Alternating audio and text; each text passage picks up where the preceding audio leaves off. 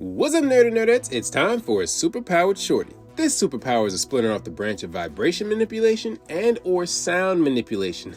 So sit down and get set for pulse manipulation.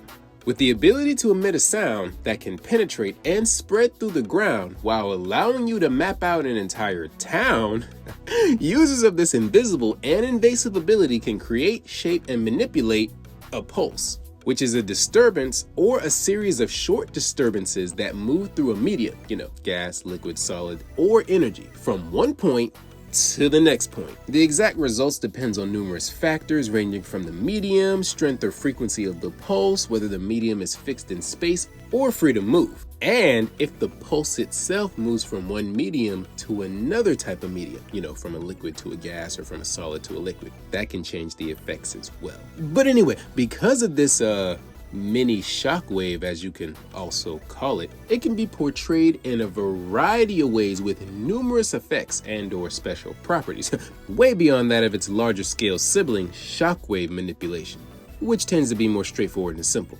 So it goes without saying, obviously, that this ability is incredibly powerful and has a lot of uses, as a pulse can range from something as small as a heartbeat or ultrasonic pulse scanning device all the way to an electromagnetic pulse or even a large-scale sonic boom, with its most popular effects ranging from, range extension, meaning how far it can travel, an increase in power effectiveness or defectiveness, amplifying what exists or de-amplifying what exists. I don't think that's a word. And property manipulation, which is, changing the property or the quality of whatever you're trying to add a pulse to. So for example, if you, shoot a fire blast, then with this power added to it, it could extend its range or how well it burns. Or let's just say you add this ability, pulse manipulation, behind a liquid element. Well, then you're going to be creating waves that can either shatter stone or giving said liquid, whatever it is, additional properties like increased viscosity, thickness, or fluidity, how well it flows, or thinness. If applied to a solid element like earth or I guess any other kind of solid, it can allow sensory integration, enhanced senses with the object, or physical deformation, which is, bending things that shouldn't normally be able to bend. And if this ability is added to electrical or energy-like attack, because electricity is just another form of energy, then you can expect energy interference or some kind of overload, like an EMP blast or a normal scream that turns into a sonic boom instead. When this power is normally portrayed, it's usually associated in popular culture with the kung fu pressure point strike kind of deal.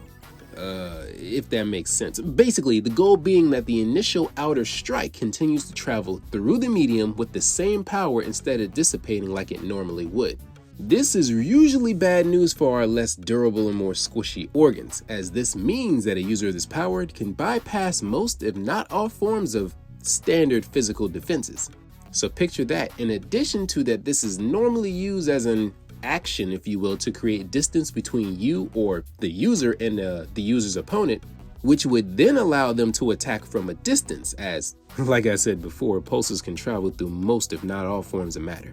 Or even worse, you can use this to end any kind of conflict fairly quickly, as every strike you land is usually a critical strike and extremely devastating, and, on top of not being able to be blocked. So you'll normally see the attack as a colored pulse that expands outward from the initial point of contact. It'll have some kind of supernatural glow to it or whatnot. Or you'll see the object ripple all over like something's moving inside of whatever was struck. In the air, you'll see a sonic boom-like effect accompanied by a great burst of speed, or some type of invisible concussive force that's directed towards you. Now, this ability can and will and often does get confused with shockwave manipulation or generation. Because in all reality, or well, at least to me, there's no real difference between a shockwave and a pulse in execution, I guess, if you want to say that. They're both classified as vibrations, and vibrations are classified as waves. If you want to know more information about that, check out my video on vibration manipulation and sound manipulation. People really do seem to like those, so the link will be in the description.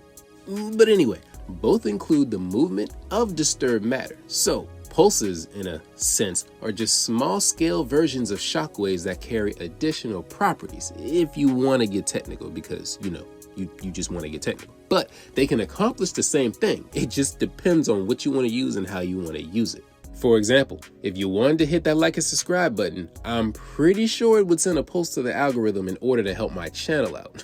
I'm sure no one would blame me for that. I mean, it might be a little invasive, but hey, who am I to argue with a potential subscriber? So do the Shay a favor and hit that like and subscribe button. And while you're at it, hit that share button, because if you did use a mini pulse to begin the initial impact, just like the actual concept itself, that push that you gave that button will more than likely have an additional effect that'll spread out and affect everything else around it. The propagation of matter and all that nerdy stuff. Now, with the power to manipulate pulses comes the natural ability to create and emit the #1 cause behind the origin of all pulses, with vibration and or sound generation and vibration and or sound emission. With all that, the user can attack with, defend with, and control pulses of varying shapes and sizes with pulse attacks. In addition to that, users can also create normal strikes or attacks that will later in turn create pulse-like waves that can cause massive secondary impacts after the initial first impact with pulse strike. And since you can attack with it in a rare twist, why not defend with it by having it auto-react and meet incoming threats head-on by either deflecting the attack or stopping it altogether via pulse field generation. And before you move on, this has been covered in its parent abilities, but if you want to mimic a underwater sonar of a sort by sending out a pulse to map your current surroundings, then you could do so via enhanced senses. And you know what? Let's go ahead and add pulse generation to that as well, because that's pretty much what you're doing at this point. I just didn't want to forget that for you guys. Well, what if you want to get a bit more intimate with how you use your pulse-based powers? Simple. Just add a little bit of focus and concentration and condense that pulse into a centralized point via focused pulse. If that ability is used on someone or something that has a form of structural integrity, if you will, then say a prayer, because inertia will not be their friend, as you can cause the target severe damage from the inside via internal rupturing. But let's zoom out, and instead of focusing on what we can do with our mini waves, let's instead give them a form of mass and density with pulse solidification. And once they have a solid form, you can then shape the pulses into forms both simple and complex with pulse constructs. If the user combines this ability with any element, and let's just say that you can do that, then it can and will cause a variety of effects that can change the original function of said element, or power in this case. So for example, if one were to channel pulses through a liquid, you could change the viscosity and or texture of it.